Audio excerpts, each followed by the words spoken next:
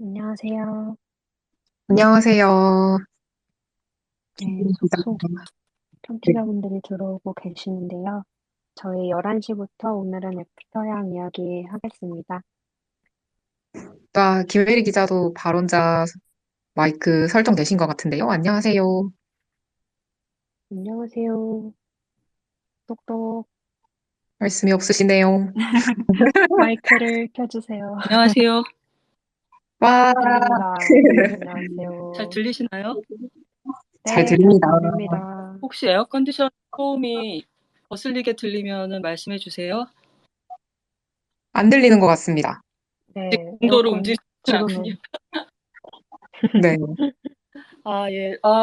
뭐, 최근에 제가 브로커 시사회 때문에 멀티플렉스에 굉장히 어, 최근에 보지 못했던 인구 밀도더라고요, 극장이. 그래서 맞아요. 저는 뭐 평일 낮에 언론 시사를 간 건데 혹시 최근에 뭐 이 개봉작 보고 오신 게 있으면 두 기자들이 좀 가보신 극장 풍경을 좀 전해 주시겠어요?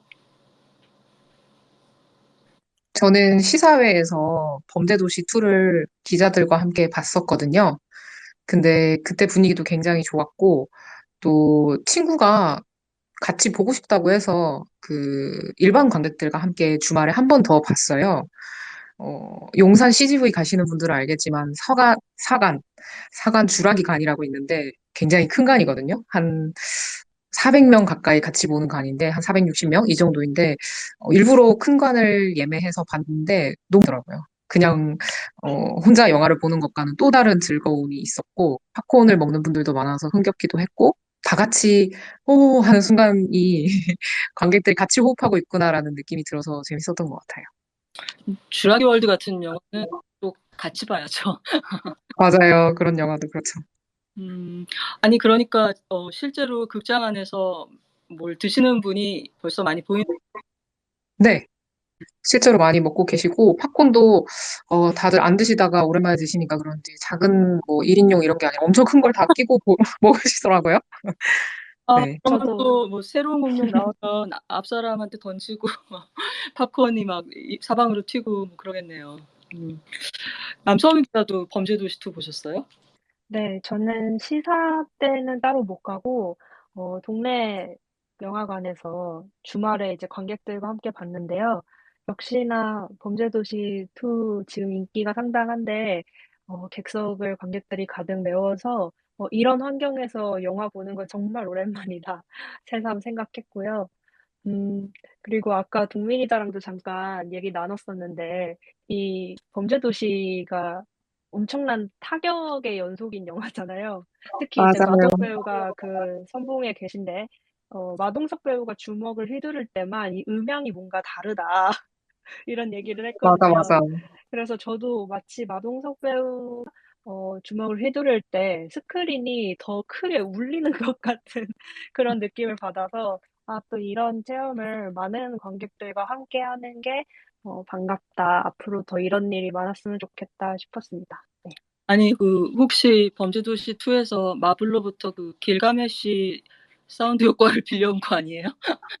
진짜 마블 히어로급의 파워를 보여주기 때문에, 네, 그런 의심을 할 만한 음향 효과였습니다. 그 그, 네. 네. 범죄도시 2는 지금 순항하고 있는 거죠, 그러니까. 오늘 700, 740만 돌파. 750만? 네. 네. 이번 주 안에 800만 갈 수도 있다. 이런 예상을 하는 기사들이 나오고 있더라고요. 네, 그 스파이더맨이 코로나 이후로 가장 흥행했던 영화였는데, 정확하게는 아니지만 770만, 뭐 780만 뭐 이랬던 것 같아요. 그 기록을 이제 깰 것이다. 이런 전망이 나오고 있습니다.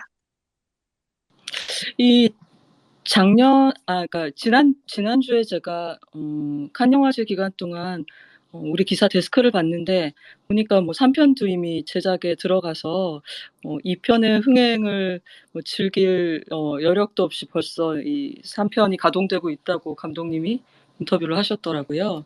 음, 그리고 이번 이번 2편에서는 새로운 빌런으로 손석구 씨가 연기를 해서 많이 주목을 받나 봐요. 제가 아직 영화를 못 봐서 계속 그랬나 봐요. 그랬나 하고 있네요. 맞습니다. 그 손석구 배우가 1편에서의 그 윤계상 배우가 연기한 장첸 캐릭터에 이어서 마블리와 함께 맞서는 빌런 캐릭터로 투입이 됐는데 굉장히 눈이 끌고 저희 시사회 보고 나와서 기자들끼리 지하철 타고 가는 길에 너무 잘하지 않냐고 이런 이야기를 나눴던 기억이 나네요. 그리고 손석구 배우가 해외에 있다가 어제 한국에 입국을 했는데 이제 주말부터 범죄도시 2 무대 인사를 돈다고 하니 영화의 흥행몰이가 점점 더 거세지지 않을까 싶습니다. 손석구 배우는 드라마로도 또 주가를 맞아요. 저는 사실 지정생존자였나요? 맞나요? 네네. 미드를 리메이크한 그 작품에서 뭐 비서실장 역할이었던 것 같은데 그때 되게 좀 인상 깊게 뵀었던 것 같고 지난번에 배우들 네 분께서 언프레임드라고 하는 옴니버스 단편을 만들었었잖아요. 근데 그 중에 한 편을 연출하고 본인은 이제 출연은 안 하셨는데 그 작품도 인상적이었던 기억이 새삼 났습니다. 그 해방일지 나의 해방일지라는 드라마는 제가 한 2회 정도 보고 완주는 하지 못했는데 아무튼 올해가 배우한테 좀 중요한 해가 될 것 같네요. 예감이.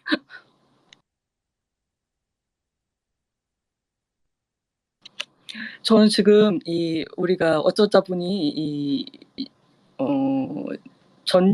시작하기 전에 예열 시간에 얘기한 영화가 우리 본편에서 다룰 영화랑 워낙 그 톤이 달라가지고 어떻게 하면은 분위기를 잘 전환시켜야 될지 그것이 저의 10시 59분에 즈음한 고민이라고 할 수 있겠습니다. 자, 오늘 들어오신 여러분들은 아마 이제 예고를 보시고 코고나다 감독의 신작 애프터 양 이야기를 들으러 오셨을 것 같은데요. 이 영화는 그러니까 극장 개봉도 하고 그다음에 왓챠에서 공개가 되는 거죠? 네, 아마 극장에서 영화를 상영하는 동안에는 왓챠에 올라가지 않을 테지만, 상영이 좀 끝나고 시간이 지나서 올라가지 않을까 싶습니다. 그렇군요. 자, 그러면 오늘의 영화 애프터 양 이야기를 천천히 시작해 보도록 하겠습니다. 자, 신의 21 스페이스 김혜리의 랑데부 찾아주신 여러분 모두 환영하고요.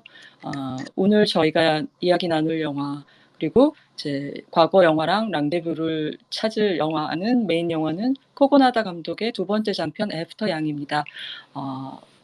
이 단편 소설이 원작입니다. 알렉산더 웨인스틴이라는 작가의 아주 짧은 소설을 각색한 작품이에요. 이 영화를 보다 보면 좀 중요한 대사 중에 이 복제인간이 이런 말을 해요. 왜 인간들은 다 우리가 인간이 되고 싶어 할 거라고 생각하죠? 이런 대사가 있는데요. 이 대사가 사실 많은 사이파이 영화들 그리고 소설들이 다루고 있는 주제이기도 하죠. 무엇이 인간을 인간답게 하는가? 안드로이드는 꿈을 꾸는가? 사랑을 하는가? 근데 어떻게 보면 이 영화는 두 번, 세 번 보다 보면 일방적으로 인간에 대해서만 생각하는 영화는 아니고 어떻게 보면 쌍방의 동경? 그러니까 인간은 기억의 가치를 인간보다 더 잘 아는 이 영화 속 안드로이드의 능력을 그리고 이 안드로이드는 자신에게 데이터로만 존재하는 기억이 아니라 진짜 감각이 동반된 기억을 할 수 있는 인간을 동경하는 그런 이야기이기도 하다는 생각이 한 세 번쯤 영화를 보고 나니까 들었습니다. 제가 지금 갑자기 잘 자던 제 강아지가 일어나서 활동을 시작을 해서 저기 좀 불안한데요. 그래도 여러분 큰 소음이 나면은 신혜시루 기자 여러분 저한테 좀 경고를 보내주세요. 크지 알겠습니다. 않아서 괜찮아요. 지금은 일단 밧줄을 물고 뛰어다니고 있기 때문에 삑삑이만 안 물면 괜찮을 것 같습니다. 자, 그러면 애프터 양은 어떤 얘기인지 아이고 잠깐만요. 어머, 세상에. 말을 하자마자 이렇게 존재감을. 안 돼. 잠깐만요. 죄송합니다.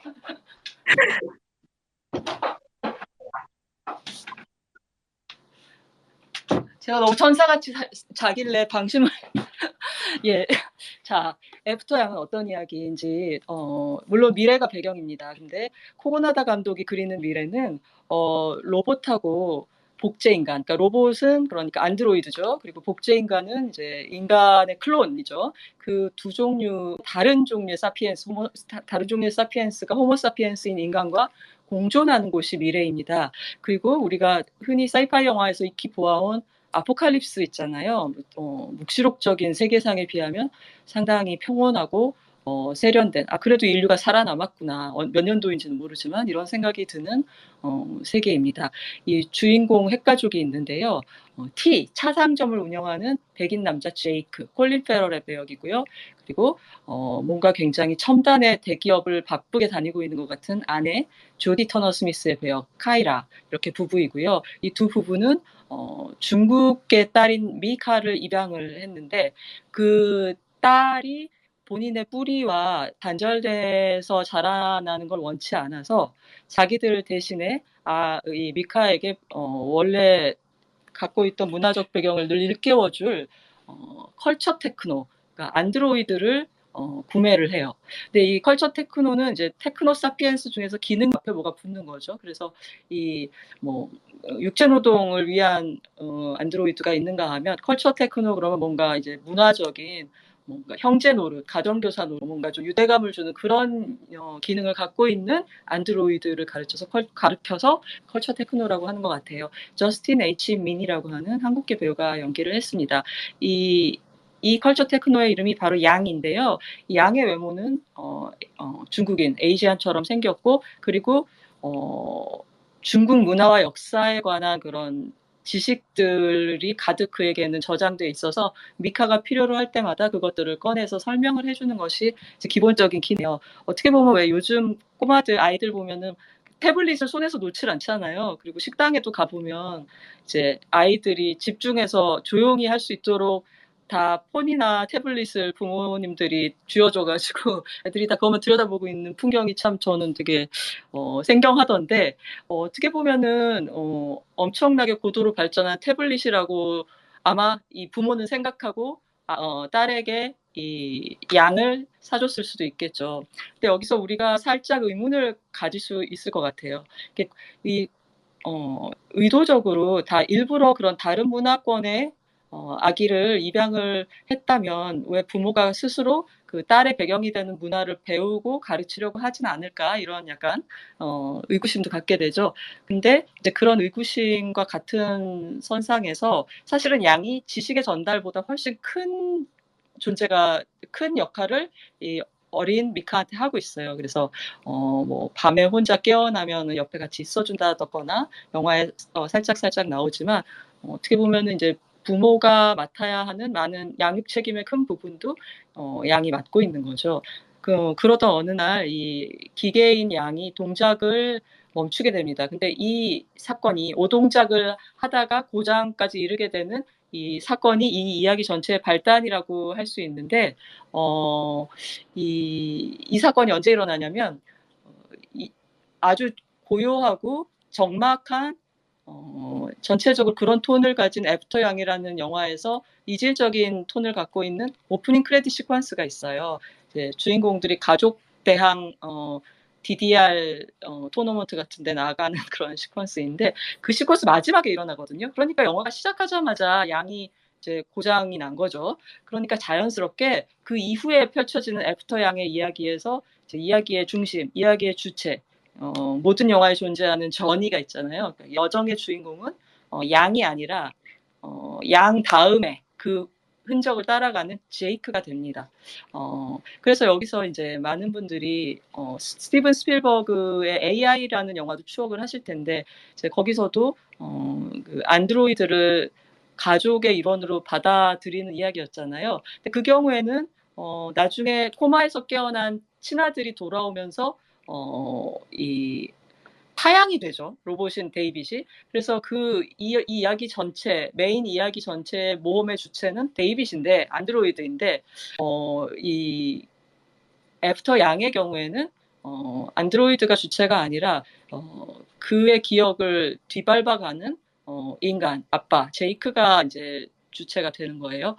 그리고 또 뭐 AI 얘기가 나온 김에 보태자면 가족이라는 테두리에서 볼 때 데이빗은 없었던 아들이 돌아오면서 잉여가 되는 거잖아요. 패밀리 안에서의 잉여분의 존재가 되기 때문에 가족에서 슬프게 쫓겨나서 길을 떠나게 되지만 이 애프터 양에서의 여정은 반대로 이 안드로이드 양이 사라지고 나자 그가 맡고 있던 가족 안에 어떤 기능이 없는 것을 이 가족이 감당할 수 없다는 걸 느끼게 됩니다. 그 빈자리를 짊어질 수가 없어서 이제 제이크가 어떻게든 이 양을 수리해 보려고 여정을 떠나는 게 이제 두 영화가 어떻게 보면은 좀 묘한 그러니까 정확한 거울상이라기보다는 약간 물구나무를 선 것 같은 좌우 반전이 된 것 같은 그런 스토리의 양상을 보이고 있다는 생각이 들었습니다.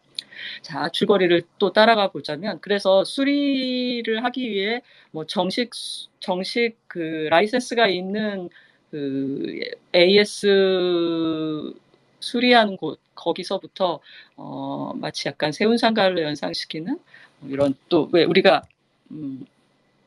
스마트폰 고칠 때 뭐 액정 깨졌을 때도 여러 가지 선택지가 있잖아요. 고칠 때.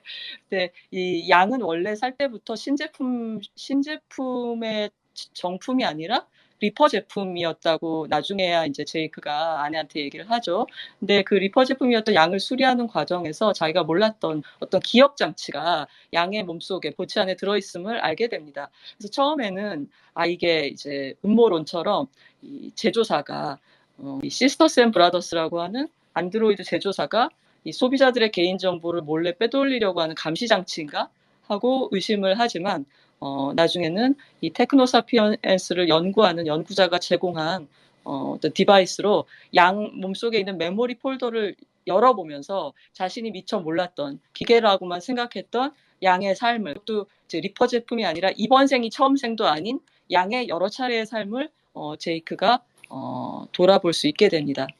근데 그러면은 그 기억들은 어떤 양상으로 표현되느냐? 소설이 아니고 영화기 때문에 이미지와 사운드로 표현이 될 텐데 여기서 이제 코고나다 감독이 보여주는 기억은 어떤 이 뭐 주어와 수어로 이루어진 문장까지도 안 되는 그러니까 서사를 이룰 수 없는 이미지와 사운드의 조각이에요.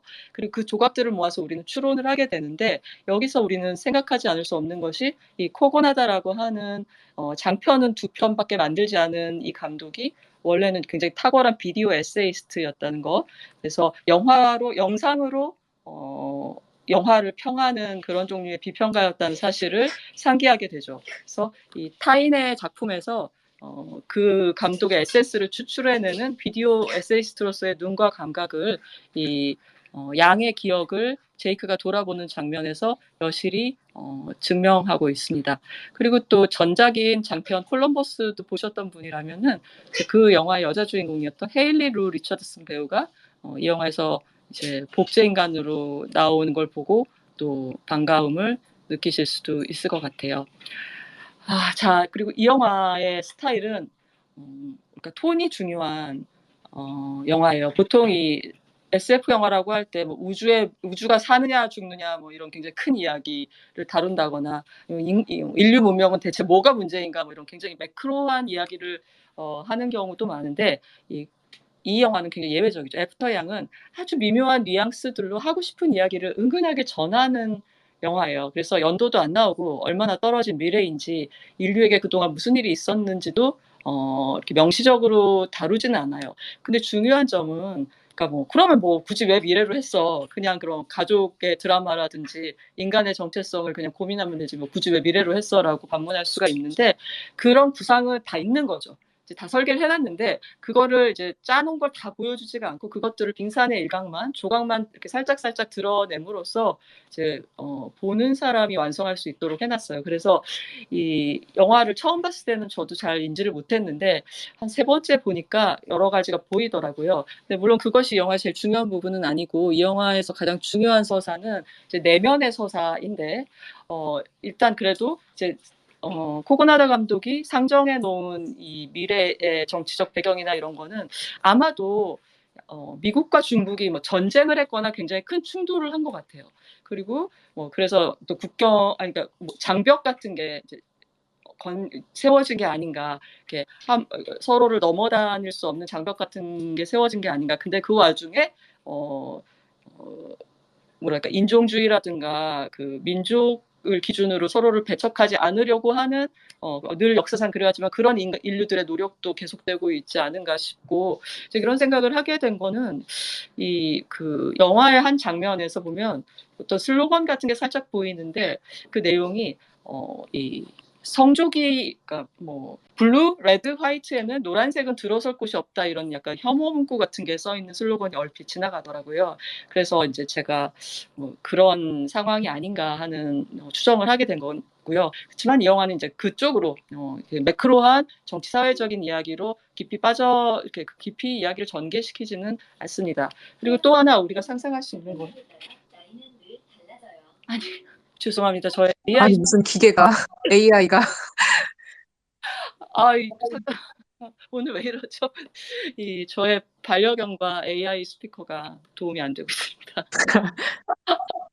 자, 그리고 또 하나 우리가 추정할 수 있는 것은 테크노사피엔스는 사실 설정상으로 인간이 만든 그러니까 전자회사에서 만든 어떤 공산품인 건데 이 영화를 보다 보면 인류가 호모사피엔스가 테크노사피엔스의 어떤 부분을 다 이해하지 못해서 연구를 하고 있어요. 그래서 이 양의 몸에서 기억장치가 발견됐을 때 그 학자가 굉장히 반색을 하면서 이게 중요한 단서가 될 거라고 하거든요. 그러니까 어떻게 생각하면 마치 외계인도 아닌데 테크노사피엔스가 기원을 알 수 없는 외계인도 아닌데 인간들이 그 테크노사피엔스의 어떤 진화, 감정이라든지 기억에 대해서 인간이 설계하지 않은 진화가 테크노사피엔스 안에서 일어났다는 것도 우리가 추정을 할 수가 있죠. 대충 이런 정도의 사건이 어떻게 보면 이런 게 굉장히 큰 사건일 수가 있는데 아주 멀리 배경에서만 은은하게 이루어지고 있습니다. 배동미 남선우 기자도 이 영화 보셨을 텐데 이제 이런 식으로 처음 볼 때 조금 그냥 이렇게 건드리고 넘어가나 좀 의아한데 이런 부분들은 혹시 없었나요?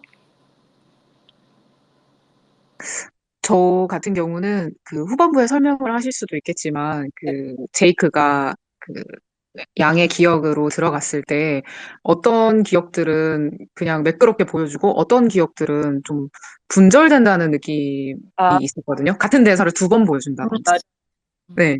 이런 게 나중에 다 보고 나서 사후적으로 혹시 이런 의미가 아니었을까라고 생각을 하게 됐던 것 같아요. 아, 그 부분은 또 저도 정답은 없겠지만 네. 제가 어떻게 이해했는지를 이따가 그런 말씀을 드리도록 하고요. 네. 기억을 보여주는 방식과 관련해서 남선우 기자님은 다 명쾌하게 이해가 되셨나요? 저 또한 당연히 그러지는 못했고요. 어, 배동미 기자의 의문과도 맞닿아 있는 질문인 것 같은데, 제 궁금증도 그 양의 기억에 접근할 때 뭔가 거미줄처럼 펼쳐져 있잖아요. 그 거미줄에 이슬이 맺힌 것처럼 그 기억들이 몽글몽글 맺혀 있는데, 너무 이쁜 어, 표현으로 표현했나요? 근데 마치 우리가 폴더 안에 또 폴더를 열고 그 파일에 접속하듯이 뭔가 주문을 외워서 그 기억을 소환하는데, 그게 어떻게 그 구조도가 안드로이드가 아닌 사람에게도 인식이 되는 건지 좀 헷갈리는 부분은 당연히 있었던 것 같아요. 그 음, 알파, 베타, 감마 부분 말씀이신 거예요? 그쵸, 그쵸. 네네. 음. 그건 아마 이 죄송 어머, 제가 공을 다 뺏었더니 자기 꼬리를 갖고 놀고 있어요. 오늘은 같이 방송하는 걸로. 좋네요. 네. 죄송합니다, 여러분. 아니에요. 귀여워요. 근데 제가 할 말 잊어버리네요. 이게 아기가 꼬리를 물고 돌고 있으니까. 아무튼 저는 이제 그거에 대해서는 이 네, 같이 생긴 장치를 쓰고 그 기억들을 열어보잖아요. 맞아요. 이게 뭐 인터페이스가 저렇게 생긴 거 아닌가 뭐 이 정도로 생각을 했습니다. 원래 음, 공학이나 뭐 그런 쪽에 아는 게 없으니까 다 그러려니 하고 보게 되는 것 같아요. 알면은 오히려 더 저거 말도 안 돼 뭐 그럴 텐데. 자, 일단 그럼 그 두 부분까지 포함을 해서 저는 이제 디자인이라는 관점으로 이제 이 영화를 얘기를 하고 싶은데요. 이렇게 넓은 의미의 디자인인 거죠. 와. 네, 여러 가지 의미에서 미래 세계의 설계부터 시작해서 소품들의 디자인까지 이 영화는 사실 이제 미래를 그린 영화로서 우리가 보통 월드 빌딩이라 그러잖아요. 굉장히 잘 정리된 그리고 개성 있는 또 컨셉을 갖고 미래 세계를 지어 올린 것 같아요. 그래서 첫 번째로는 공간.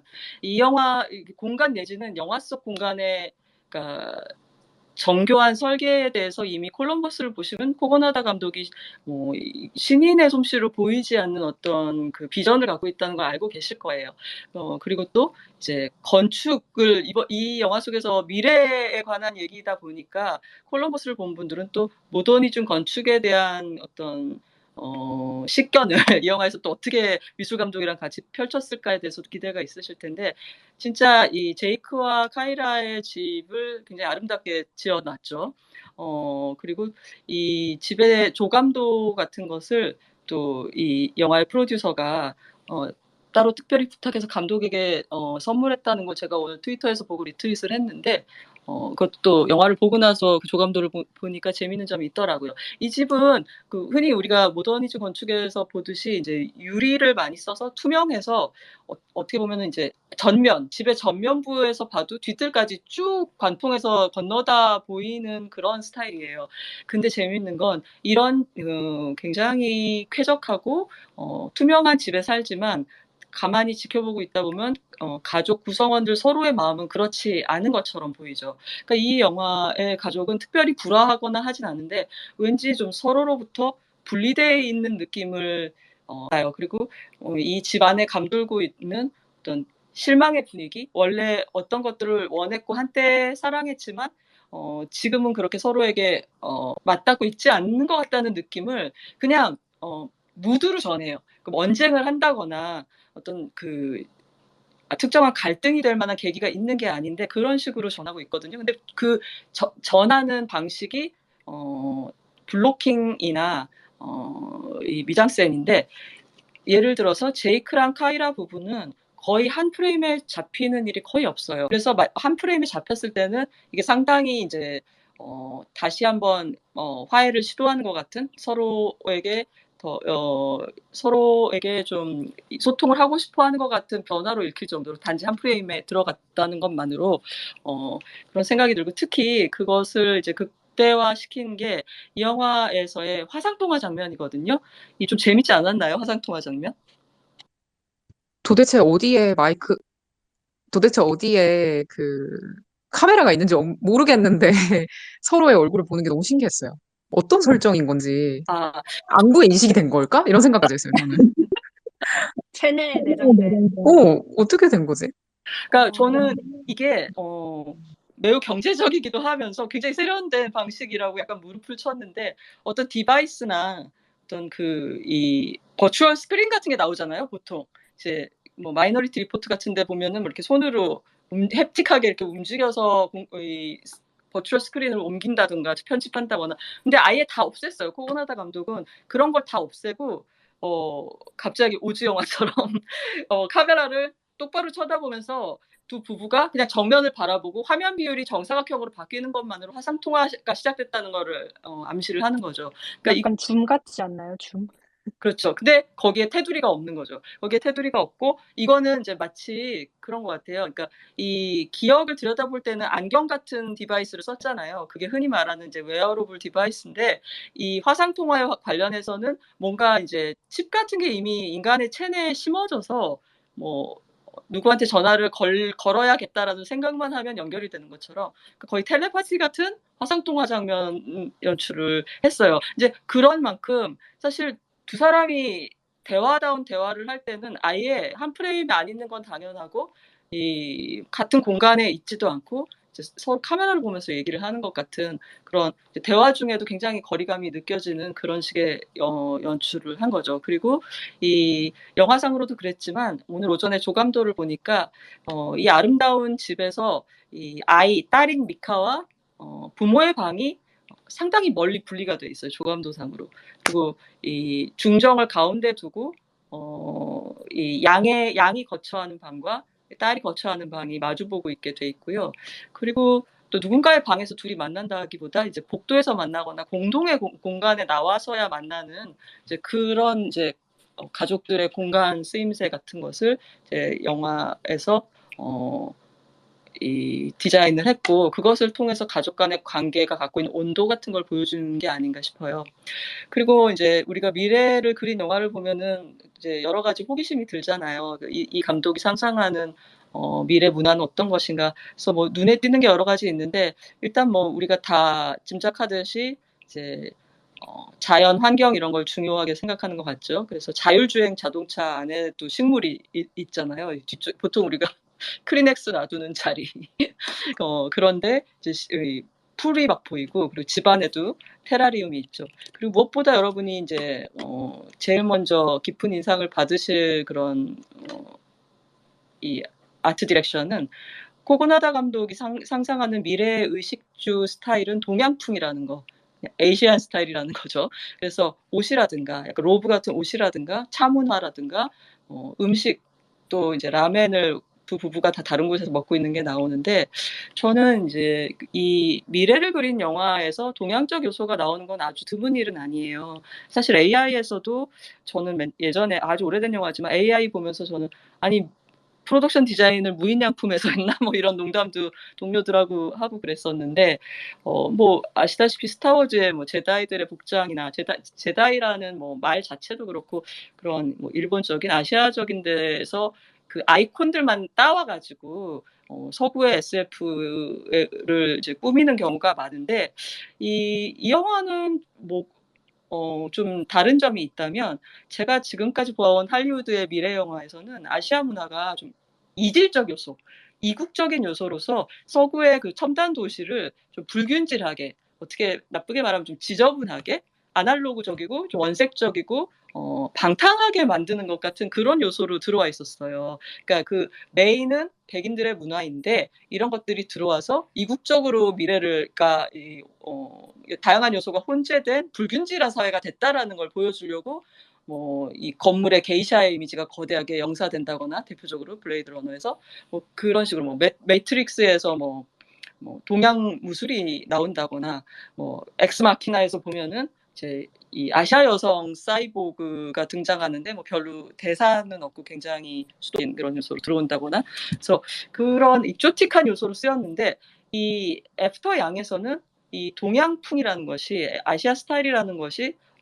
이 세계의 지배적인 어떤 의식주의 양식인 것으로 보이고 있는 것이 확실히 좀 다른, 그러니까 백인 감독들의 연출하고 좀 다른 점이 아니었나 하는 생각이 들었습니다. 그 다음으로는 이제 두 분이 언급해 주신 이제 기억의 디자인인데요. 이 양의 기억이 들어있는 폴더들은, 저는 이제 남 기자님은 거미줄에 맺힌 이슬을 얘기해 주셨는데, 저는 약간 그 은하계처럼 디자인되어 있다고 생각했어요. 그 별자리, 성좌들처럼 돼 있어서 이렇게 클릭하면은 그 기억들이 풀려 나오잖아요. 근데 저는 이게 저도 살아오면서 이 다른 시간, 다른 장소에서 만난 사람이나 기억이 이렇게 불현듯 연결될 때가 있잖아요. 이제 그럴 때 제 머릿속에서 그것을 이해하는 그 도상도 약간 이런 별자리랑 비슷한 형태였거든요. 그래서 이 애프터 양의 그 인터페이스를 보면서 내가 했어도 저런 식으로 생각을 했을 것 같은데라고 조금 신기했었어요. 그리고 또 픽사 영화 소울 생각도 좀 났고요. 이 영화 보고 인사이드 아웃 얘기하시는 분들도 있던데, 저는 소울 생각도 좀 났습니다. 그리고 아까 이제 배동미 기자님이 얘기하셨던가요? 이 어떤 차에 관해서, 차의 맛, 차의 기억에 관해서 제이크하고 양이 어떤 과거에 나눴던 대화가 상당히 친밀한 부자 간의 대화 같은 대화가 이제 추억으로 나오는데, 이거는 아까 그러셨잖아요. 어떤 기억은 단일한 버전으로 있는데, 어떤 기억은 여러 가지 앵글로 찍혀 있고 사운드가 같은 말이 여러 번씩 중첩되면서, 조금씩 중첩되면서 오버랩된다 그랬는데, 저는 이제 그 전에 제이크가 본 이 장면, 차에 관한 대화 이전에 열어봤던 기억들은 그냥 양의 기억을 제이크가 구경하는, 엿보는 것이라서 단일 버전이고, 이 차에 관해서 이루어졌던 친밀한 대화에 대한 기억은 양의 기억을 보면서 제이크가 자기의 기억도 같이 플레이를 하고 있는 것이 겹쳐져서 이렇게 같은 장면이 조금씩 달라진 카메라 앵글로 찍혀 있고 사운드도 이렇게 중층적으로 나오지 않았나 하고 저 혼자서는 짐작을 해봤습니다. 그리고 이 마지막으로 어떻게 보면 이 양의 존재가 시네마에 대한 메타포가 될 수도 있다는 생각을 했어요. 뭐 여러분 들으시는 분들이 이런 얘기 저희가 또 드리면 또 저 소리 한다 그럴 것 같은데 이게 사실 굉장히 뭐 많은 영화들이 또 굉장히 많은 걸작들이 어떻게 보면은 이제 시네마 자체에 대한 은유로서 의도되건 의도되지 않았건 읽을 수 있을 때가 많은 것도 사실이거든요. 굳이 이제 저희가 그렇게 읽으려고 해서가 아니라. 그래서 여기서 이 영화에서 보면은 그 안경 같은 디바이스를 쓰고 제이크가 다른 식구한테는 말하지 않고 양의 전생과 이번 생에 저장된 기억들을 보다가 전혀 감정이 마비된 것처럼 보였던 이 남자의 눈에서 이렇게 눈물이 한 줄기 흘러내리는 장면이 있어요. 그때 어린 딸 미카가 이제 지나가다가 보고 아빠 영화 봐? 영화가 그렇게 지루해? 눈물까지 흘리고 그렇게 물어보잖아요. 그래서 이제 그 얘기도 참 그냥 웃기는 대사이기도 했지만 어떻게 보면은 이제 양의 기억으로 인해서 제이크가 지금까지 이 삶에서 보지 못했던 것 그리고 자기가 둔감해졌던 것에 대해서 감각이 다시 깨어나고 그리고 그 말인즉슨 타인의 기억이 나에게 변화를 가져다주고 나의 감정을 일으키는 거잖아요. 이제 이런 의미에서는 이 양의 기억이라는 것이 영화와 어떤 등가의 등가물로서 영화 속에 있다고도 말할 수 있을 것 같고요.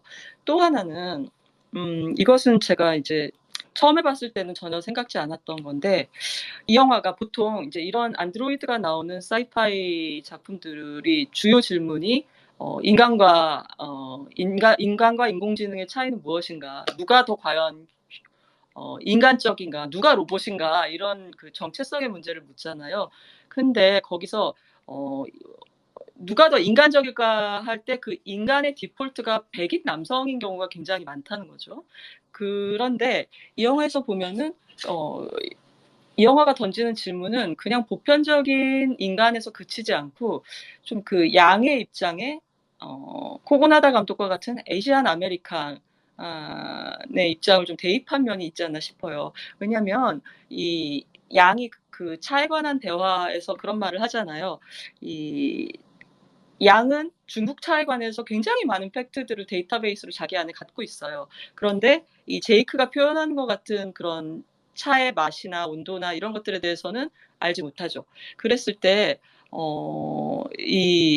나도 그런 진짜 기억을 갖고 싶다고 얘기를 하거든요. 그러니까 어떻게 보면은, 이 아시안 아메리칸의 경험을 상상을 해볼 때, 그 미국 사회에서 다른 사람들이, 그들의 외양을 보고 아시아에 대한 이런저런 것들을 묻고 그리고 뭐 이 영화 속에서 미카가 학교 가서 받는 질문처럼 진짜 부모가 누구냐를 묻고 하지만 이 또 당사자들로서 미국인으로서 자란 당사자들로서는 이 아시아 문화라는 것이 어떤 부모나 조부모 세대로부터 물려받은 지식이고 팩트일 뿐 마치 양한테 그랬듯이 자기한테도 역시 이방의 것일 수가 있잖아요. 그러니까 무엇이 나를 중국인으로 만드는 걸까라고 양이 질문하듯이 어쩌면 이제 코고나다 감독이 동일시하는 많은 아시안 아메리카는 어떤 이 아시아인의 몸을 갖고 있고 어떤 많은 정보를 알고 있지만 그게 나를 아시안으로 만드는 걸까? 나는 충분히 아시안인가? 아니면은 좀 부족한 아시안인가?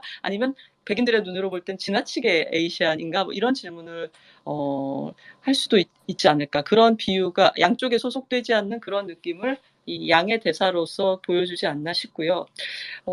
그래서 제가 찾아본 어떤 아티클과 코고나다 감독의 인터뷰에는 이런 이야기도 있었어요. 그러니까 SF 영화 전통에서는 보통 그 백인들이 쓴 소설이나 연출한 SF 영화에서 아시아적인 이미지가 굉장히 많이 나오잖아요. 근데 그때 그 아시아 캐릭터들은 좀 패티시의 대상으로 나올 때가 많다는 거죠. 이것에 대해서 이제 쓰이는 표현이 텅 빈 육체, 텅 빈 외피라는 말인데요. 그건 뭐냐면 스테레오타입이 있죠. 아시안들은 굉장히 근면하고 계급 상승에 열심이고 정확하지만 내면 세계가 굉장히 메말라 있다. 혹은 반대로 엄청나게 고매한 정신 세계를 갖고 있어서 신비롭다.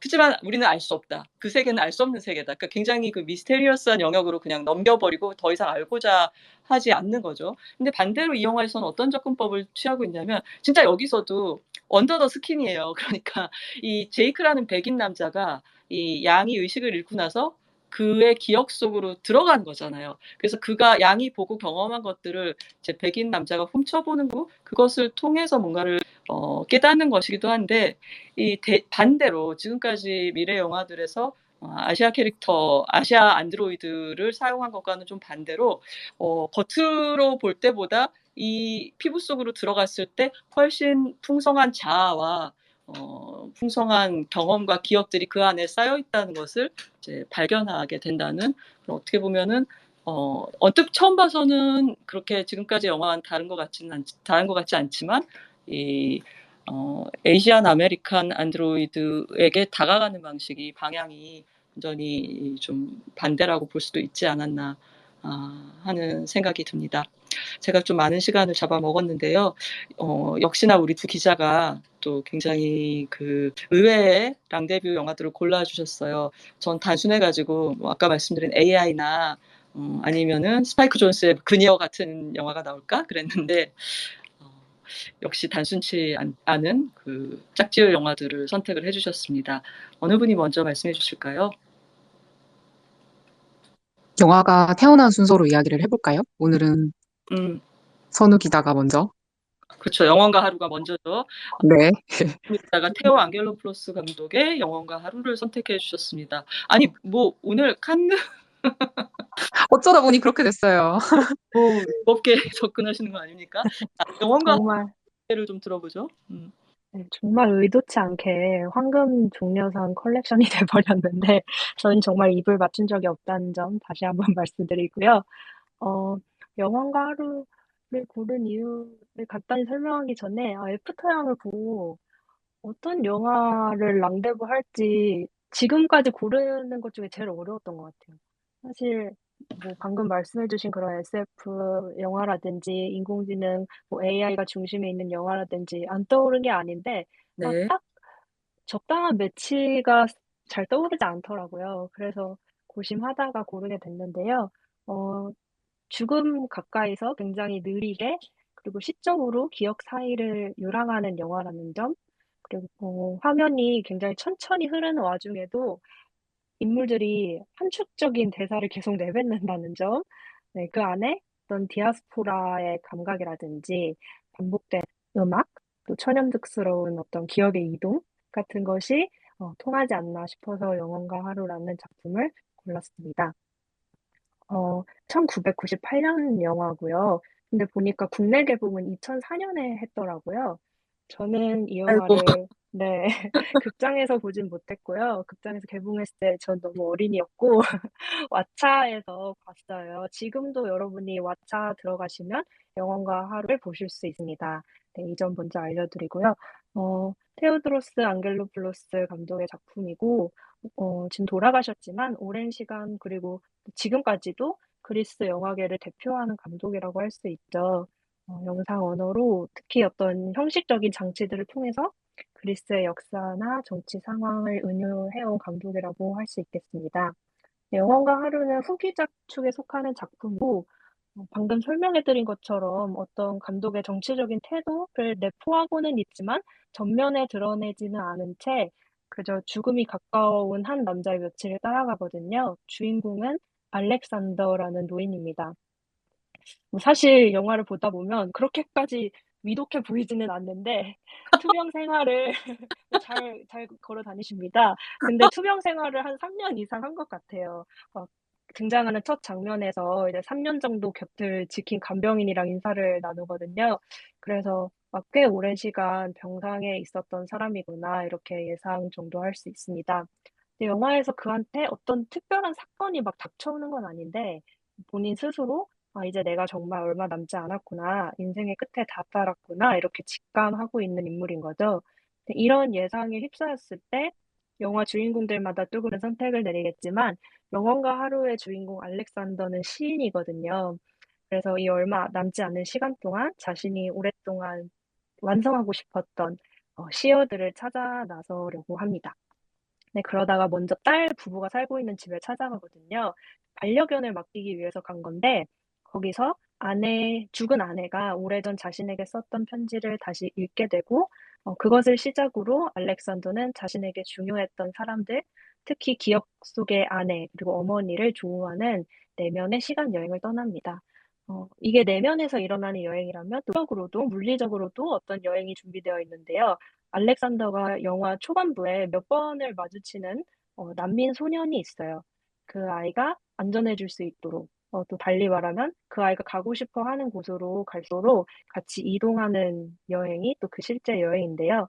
이 두 개의 여정이 좀 조용하고 느리게 이루어지는 로드무비가 바로 영혼과 하루라고 할 수 있겠습니다. 이 영화는 그 속도감이 상당히 애프터영과 맞먹습니다. 어, 커튼이 쳐진 누군가의 창으로 서서히 줌인에 들어가면서 이제 오프닝 장면이 펼쳐지는데, 음. 줌인하고 줌아웃하는 그 시간이 굉장히 참을성 있게 저희가 지켜봐야 해요. 다른 앙겔로플러스 감독 작품도 물론 그러하지만 인물의 걸음을 그대로 기다려주거든요. 초반에는 그 알렉산더가 커피 한 모금 하고 약간 음미하는 그 찰나까지 기다려주고 있어요. 서두르지 않는 카메라가 이 노인에게 주어진 모든 순간을 되게 소중히 여겨주는 것 같았고, 그 점이 애프터 양과 연결되고 있다라는 느낌을 되게 강력하게 줬습니다. 초반부에 이런 호흡이 떨어지기 때문에 부- 뒤로 갈수록 전개가 빨라지는 거 아니야? 이런 느낌마저 어, 들어요. 그래서 영화로는 좀 초반부에 참을성을 갖고 보시면 뒤로 갈수록 뭔가 빛나는 순간들을 준다라고 생각을 하는데요. 또 삶을 바라보는 기억을 다루는 시선도 애프터양과 닮아 있습니다. 저는 이런 타임루프물이라든지 플래시백이 대다수를 차지하는 영화, 이런 작품들 볼 때 과거의 기억을 많이 소환하잖아요. 인물이 가진 과거의 기억을. 네. 근데 그때 이 영화가 얼마나 천연덕스럽게 이 인물에게 쌓인 데이터를 관객에게도 공유하는가, 스크린에 복붙하는가, 그 점이 영화에 대한 몰입을 좌우한다고 생각하거든요. 예를 들어, 네네. 다시 말씀해 주시겠어요? 그건 어떤 플래시백을 쓰냐 마냐의 문제인가요? 아니면은 뭐 대사를 통해서 뭐 아니면 어떤 에피소드를 통해서 그걸 암시하는 기법 그 방식을 얘기하시는 건가요? 둘 다인데요. 뭐 예를 들어서 과거에 있었던 일 말로 다 설명하고 넘어가는 경우도 있잖아요. 네. 어떤 시각적인 힌트 대신에 그냥 대사로 그런 걸 다 처리한다라고 하면 가끔은 그냥 스토리를 이해시키려고 관객에게 그 정보값을 주입하는 거 아니야? 하는 불만이 생길 때도 있잖아요. 그럴 때 있어요. 저기 네. 저렇게 뭐 20년을 같이 살았는데 저런 얘기를 굳이 지금 그쵸, 하는 그쵸. 이유는 그런 거. 오로지 나를 위함이구나. 오로지 관객을 네. 위해서는구나 그런 생각. 네. 맞아요. 제가 아까 기억을 다루는 천연덕스러움이 관건이다라고 했는데 그런 경우에는 천연덕스러움보다는 조급함이 느껴지잖아요. 그렇죠. 근데 애프터 양도 그렇고 영화와 하루도 그렇고 저는 기분 좋은 천연덕스러움이다라고 느낀 게 기억이 두 작품에서 모두 중요한 테마인데 그 이유가 한 인간의 정체성을 좀 재정립해 주는 장치가 바로 기억이잖아요. 그를 어떻게 바라볼 것인지 또 자기 삶을 어떻게 바라볼 것인지를 어 재배치해 준다라고 할 수 있는데 그 기억 다루는 방식이 영화가 관객에게 말을 거는 방식이라고 생각을 했어요. 이렇게 말하자면 영원과 하루에서는 이런 식이거든요. 주인공 알렉산더가 딸이 낭독하는 아내의 편지를 듣다가 그 집안에서 걸음을 옮겨서 커튼을 딱 열면 테라스에 그냥 아내가 있는 거예요. 음. 젊은 시절의 아내가 있고 본인은 노인인 그 상태로 아내를 만나는 거죠.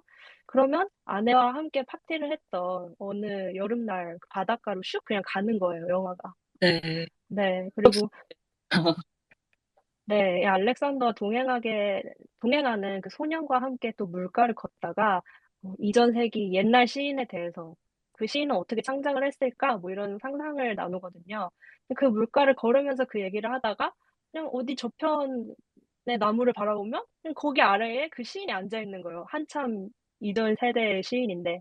뭐 그런 식으로 되게 영화, 우리가 흔히 뭐 마법 같은 순간이다, 영화적인 마법이다, 뭐 이런 얘기를 하는데, 꼭 그렇게까지 하지 않더라도, 그냥 그런 식으로 기억을 현재와 과거가 연결되는 방식, 저는, 애프터 양이 우리에게 주는 그런 재미와 유사하다라는 생각이 또 들었습니다. 그리고 디아스포라 이야기를 또 하지 않을 수 없는데요. 영혼과를 얘기하면서 아, 동행하는 그 소년이 알바니아 난민 소년이에요. 그리고 그 소년은 뭔가 애프터 양에서 미카와 양의 관계처럼 그렇게 직접으로 어떤 정체성을 논한다든지 또 경계에서의 삶에 대해서 대화를 나눈다든지 하지는 않지만 그 주인공 알렉산더도 시인으로서 그리고 한 명의 그런 인간으로서 가진 이방인의 감각을 또 계속해서 말하고 있거든요. 그래서 그런 점이 이 소년을 알렉산더가 놓지 못하는 점으로도 작용을 하고 있고요. 그래서 이렇게 어린이와 발맞추면서 가는 영화라는 점에서도 저는 애프터 양과의 연결 지점을 찾았습니다. 또 마지막으로 이야기하고 싶은 게 바로 대사와 음악인데요. 애프터 양 보다 보면은 두 번, 세 번 반복해서 들어야 무슨 뜻인지 알 것 같은 대사들이 꽤 많지 않았나요? 저만 그랬는지 모르겠는데, 어, 누군가는 그거를 약간 감독이 동양적인 세계관에 심취해 있는 것 같다라고 표현하기도 하고, 어, 뭐 앞선 작품 콜럼버스 보신 분들한테는 또 익숙한 어떤 문답들을 느끼시기도 했을 것 같은데요. 영혼과 하루도 주인공이 시인인 만큼 굉장히 함축적이고 은유적인 대사들이 즐비해 있어요. 뭐, 시간은 해변에서 주서히 놀이를 하는 아이라는 표현이 나온다든지, 이 영화 제목이기도 한 내일을 어떻게 정의할 것인가, 내일이란 뭐 영원 같기도 하고, 그저 하루일 뿐이기도 하라는 식으로 어떻게 보면 선문답 같기도 하고 또 어떻게 보면 죽음에 가까워졌을 때만 할 수 있는 통찰인가 싶기도 한데 그런 대사들을 하나하나 마주하는 것도 분명히 이 영화만의 매력이라고 할 수 있겠습니다. 네. 그리고 음악 얘기를 하면서 맺으려고 하는데요. 애프터양에는 글라이드라는 노래가 그 영화의 대표적인 사운드트랙이라고 했는데 영원과 하루에는 바이 더 씨라는 곡이 있어요.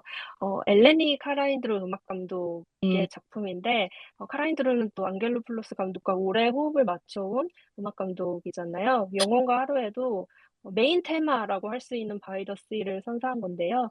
영화 초반부터 마지막까지 굉장히 자주 나와요. 또 알렉산더가 집에서 이 음악을 틀면 이웃도 이 음악을 틀거든요. 그래서 그 점이 또 알렉산더가 집 근처를 떠나고 싶지 않게 하는 어떤 순간이기도 한데, 알렉산더가 기억 속을 거닐 때도 이 음악이 흐르고요.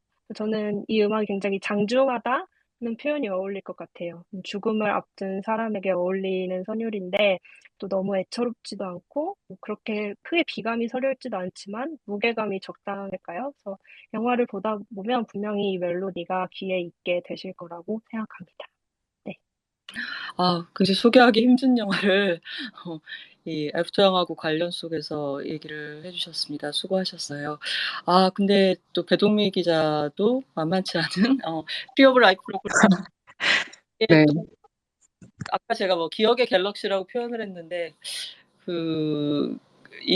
그런 어떤 몽타주들 어떤 그 중요한 인생의 순간들의 몽타주 하면은 또 트리 오브 라이프가 뭐 타의 추종을 불허하는 어, 그런 영화 아니겠습니까? 이후로 이제 한동안 테레스 멜리 감독이 이런 스타일을 많이 써서 나중에는 살짝 이제 놀림도 받고 그러긴 했는데 이 영화 역시 그해 이제 황금 종려상을 탔었죠. 자, 어떻게 연결해 주실지 되게 기대됩니다.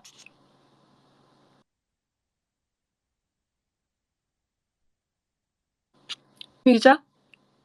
배동민 기자가 튕긴 것 같아요. 청취자로 뜨네요. 그 저희끼리 좀 공백을 메꿔야 될까요? 삶의 무게를 못 이기고 튕겨나가셨. 갤럭시 폰이 튕겨 나갔습니다. 아니 근데 그 기억의 성좌 왜 네, 네. 진짜 그 트리 오브 라이프라는 말에 딱 들어맞죠. 음. 저, 저는 트리 오브 라이프에서 갑자기 제시카 체스테인 연기도 되게 좋아했었던 기억이 나네요. 이렇게 연기 연속성을 갖기가 힘든 그런 이제 조각난 그런 편집들이었는데도 굉장히 가슴을 쳤던 기억이 납니다. 들어오셨나요? 또? 배동님 지금 청취자로 다시 들어온 건가요? 저희 안 보이시죠? 음. 배동미 기자가 지금 안 보입니다. 이걸 어떻게 해야 되나?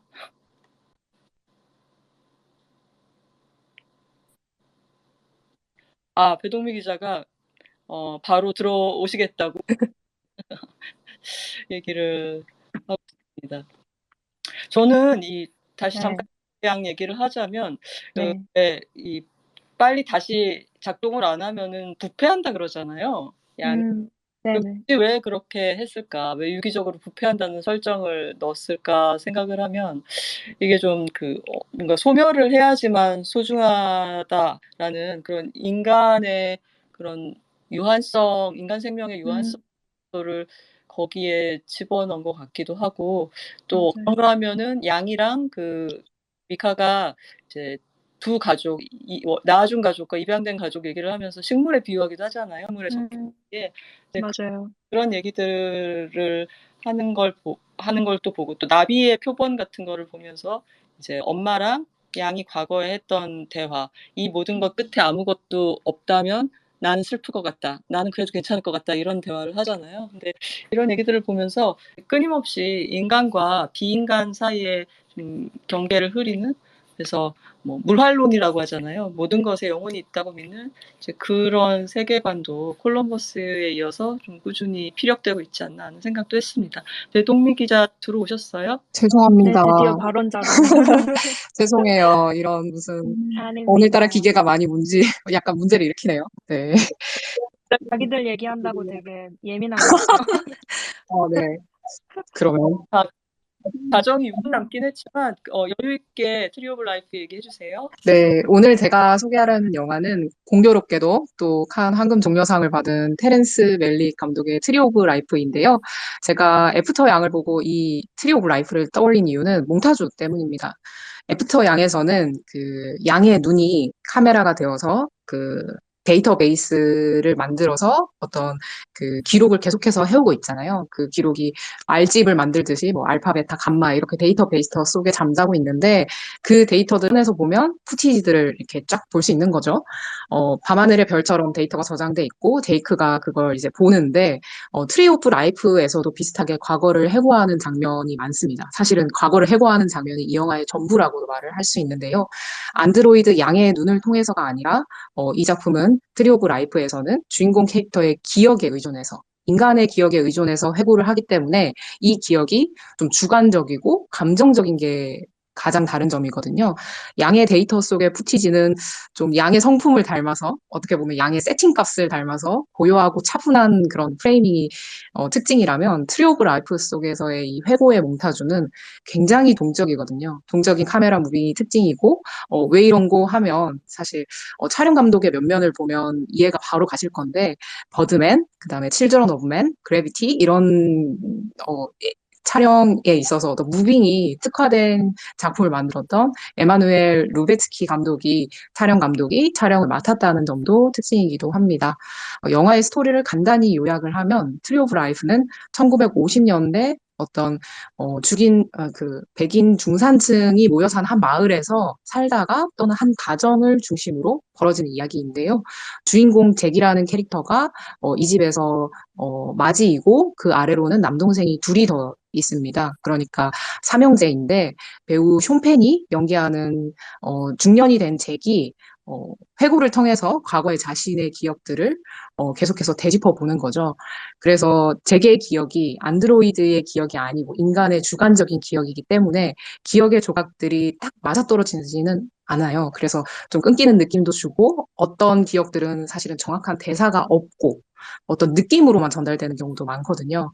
예를 들면 뭐 어머니와 함께 잔디밭에 나란히 누워 있을 때 그때 나눴던 대화나 이런 건 중요하지 않고 어머니와 나란히 누워 있을 때 바람이 불어서 어머니의 머리카락이 흔들리는 모습을 보는 경험이랄지 아니면 어머니가 아니라 이제 아버지에게 혼이 나서 집 앞에 이제 속상해서 집 앞에 나와서 나무를 올려다본 경험이랄지 뭐 이런 기억들이 사실은 전후 맥락은 자세히 기억에 남지 않고 어떤 강한 이미지 혹은 뭐 기운, 정석 이런 걸로 남잖아요. 그래서 그런 기억들이 별것 아닌 것 같지만 상당히 오랫동안 사람이 사는 동안 뜨문뜨문 갑자기 기억이 떠오르곤 하는데 그런 순간들을 이 영화는 잡아채려고 노력을 부단히 한 것 같아요.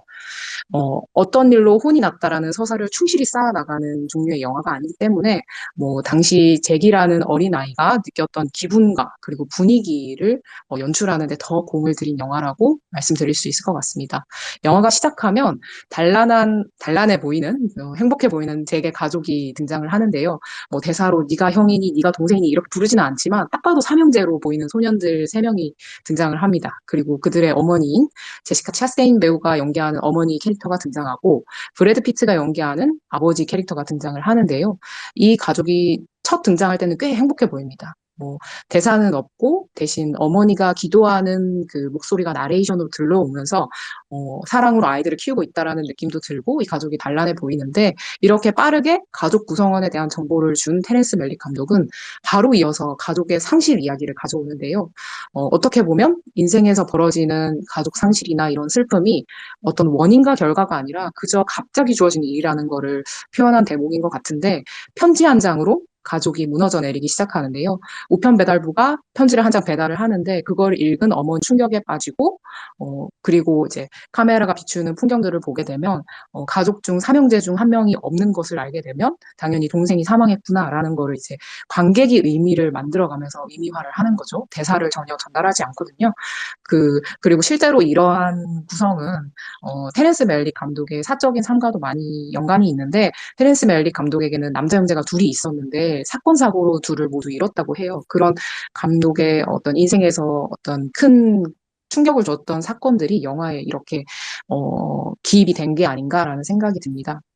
이렇게 어린 시절의 잭의 가정을 보여준 영화는 현재 시점으로 갑자기 점프를 해오는데요. 뉴욕의 빌딩 속에서 바쁘게 살아가는 성인이 된 잭, 그러니까 쇼펜 배우를 보여줍니다.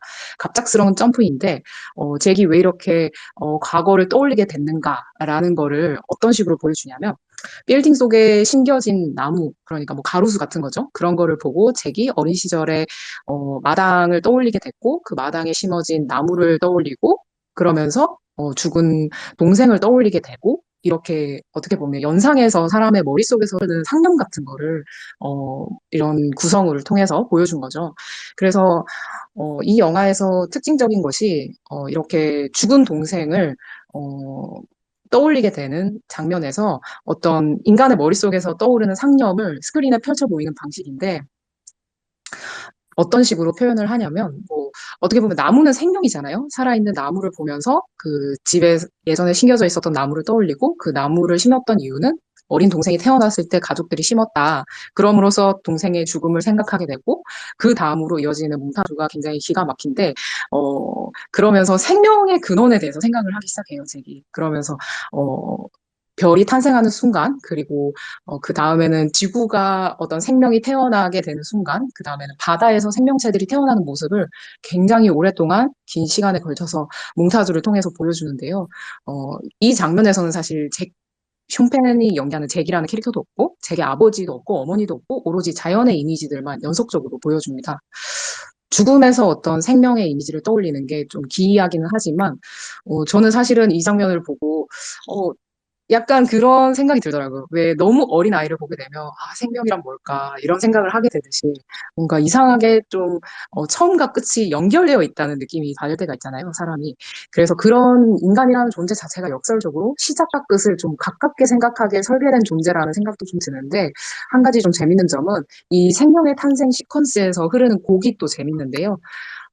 잭이 동생의 죽음을 생각하면서 시작되는 이 상념을 펼쳐보일 때 흐르는 음악이 폴란드 음악 감독 많은 분들이 아실 텐데 드비그니오 프라이스너가 작곡한 음악이에요. 레퀴엠이고 라크리모사라고 해서 아마 많은 분들이 라디오 같은 데서 많이 들어보셨을 것 같은데 이 음악이 사실은 레퀴엠이기 때문에 생명의 이미지를 보여주지만 음악은 또 죽음에 대한 음악을 또 들려주면서 어떻게 보면 계속해서 역적, 제역적 이런 거를 이 영화가 몽타주로 시도를 하는 거죠. 참고로 그 라크리모사는 지비그니오 프라이스너가 같이 함께 많이 작업을 했던 키에슬롭스키라는 폴란드 감독이 있는데 그 감독이 사망하자 추모하는 의미에서 작곡한 곡이거든요. 그 곡을 들려주면서 그 죽음의 이미지, 죽음을 떠올리고, 거기서 또 다시 생명을 떠올리고, 그러면서도 또 죽음의 음악을 들려주는 테렌스 멜릭의 솜씨가, 무시할 수 없는 솜씨가 아닌가 이런 생각이 들고요. 트리 오브 라이프 속에서 재계 기억과 관련된 이런 주관적인 몽타주 혹은 뭐 상념의 몽타주라고 해도 좋을 것 같은데 이런 시도들이 좀 귀하다는 생각이 드는 게 관객들이 살아온 삶의 어떤 순간을 좀 건드리는 힘이 있는 것 같아요. 뭐, 예를 들자면 뭐 저는 이 영화를 보고 어린 시절 외할머니 집에서 봤던 나무가 떠오르기도 했고 이런 어린 시절의 경험 그리고 어떤 삶에서 좀 중요했던 순간 너무나 부끄러웠던 순간 혹은 너무 기뻤던 순간 이런 거를 좀 건드리는 것 같거든요. 뭐 많은 영화들이 뭐 쫓기듯이 주인공의 서사를 계속 따라가기만 하면서 약간 소진되는 느낌을 들게 하는 영화들이 많다면 트리 오브 라이프는 삶에서 어떤 기분과 정서로 남은 소중한 순간들 혹은 돌아가고 싶지도 않은 순간일 수도 있고 너무 돌아가고 싶은 순간일 수도 있는데 그런 삶의 순간들을 떠올리게 하는 힘을 가진 영화인 것 같습니다. 하지만 한 가지 단점을 좀 꼽자면 너무 좀 백인들만 가득한 이야기여서 이렇게까지 소수자성을 지울 수 있을까 싶기는 하지만 네, 몽타주가 과거를 회고하는 방식에 집중해서 본다면 애프터 영화과 연결지어서 볼 수 있을 것 같고요. 또 자연광으로만 찍은 아름다운 장면들이 가득한 영화라는 점도 강조드리고 싶고 현재 유튜브에서 유료로 감상하실 수 있기 때문에 네, 편히 감상하실 수 있다는 점도 언급하고 싶습니다. 네, 분명히 이제 원체험이라고 하는 것들을 이제 건드리는 대작이었던 기억이 나고, 근데 이제 제목 자체가 너무 거창해서, 그렇죠. 예, 그 영화의 황금 종려를 주는 거에 대해서 약간 민망한 느낌도 있었던 기억이 나는데, 사실 테렌스 멜릭 감독은 천국의 나날들, 배드랜드, 그러니까 황무지 같은 영화는 정말 이제 저의 인생의 영화였거든요. 트리 오브 라이프를 기점으로 뭔가 이렇게 큰 변곡점이 되지 않았나 하는 생각도 듭니다. 여러분들 직접 보시면 굉장히 아름다운 몽타주를 보실 수 있고 보편적인 어떤 체험들을 건드리는 그런 제 기억에 제가 이 영화를 칸에서 본 것 같아요. 너무 오래 살아서 가물가물한데 이 극장에서 영화를 보다가 아까 얘기하셨잖아요. 생명의 근원으로 돌아간다고. 근데 제가 잘못 기억하는 건지 모르는데 공룡이 나왔었어요. 나옵니다. 공룡까지 나옵니다. 뭐 해파리 이런 것도 나오고 공룡까지 나와요. 그 공룡을 보는 순간 너무 놀랬던 기억이 테렌스 멜릭 영화를 보러 와서 공룡을 보다니 이러면서 그 극장 안이 경악의 도가니였던 기억이 갑자기 새록새록 나네요. 아무튼 그때도 저는 이제 굉장히 고민을 하다가 이제 그래도 이 영화를 사랑하지 않을 수 없다 이런 식의 기사를 썼던 기억도 납니다.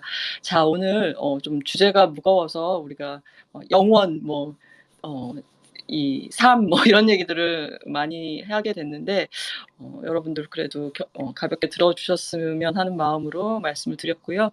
곧 만나실 애프터 양을 보실 때 또 본인만의 질문들을 분명히 끌어내실 수 있는 영화니까 이런 얘기에 크게 구애받지 마시고 또 한번 보셨으면 좋겠습니다. 자, 우리 다음 스페이스 예고 드릴까요? 어느 분이 해주실래요? 네. 다음 예고 드릴 것은요. 트위터 블루룸입니다. 6월 14일 화요일 저녁 8시에 마녀2 많은 분들 기다리고 계시죠? 마녀2 배우들을 모시고 트위터 블루룸을 하는데요. 진행은 신혜실 김소미 기자가 하고요. 신시아, 서은수, 성유빈, 조민수 이렇게 4명의 배우와 생방송으로 질문을 주고받을 예정입니다. 많은 분들이 봐주셨으면 좋겠습니다. 네, 6월 14일 화요일 저녁 8시 마녀2 기대하시는 분들 같이 기억해 주시기 바랍니다. 오늘도 남선우 배동미 기자 수고 많으셨고요. 다음 랑데부까지 여러분들 재밌는 영화 많이 만나시길 바랄게요. 안녕히 주무세요. 안녕히 주무세요. 감사합니다. 들어주신 분들도 안녕히 주무세요.